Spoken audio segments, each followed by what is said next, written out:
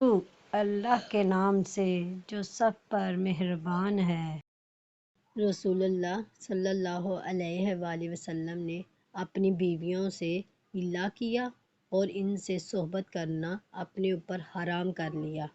پھر آپ نے حرام کو حلال کر لیا اور قسم کا کفارہ ادا کر دیا۔ جامعہ ترمذی۔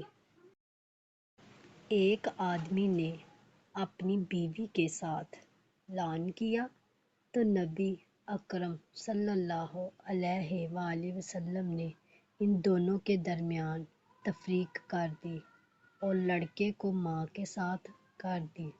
جامعہ ترمذی۔ رسول اللہ صلی اللہ علیہ وآلہ وسلم نے سود لینے والے، سود دینے والے، اس کے دونوں گواہوں اور اس کے لکھنے والے پر لعنت بھیجی ہے۔ جامعہ ترمذی۔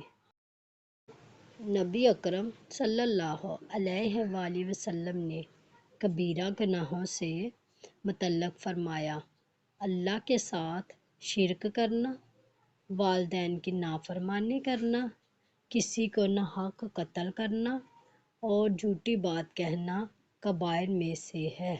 جامعہ ترمذی۔ اللہ تعالی ہمیں حدیث مبارکہ پر عمل کرنے اور اپنی زندگیوں کو سنوارنے کی توفیق عطا فرمائے۔ آمین۔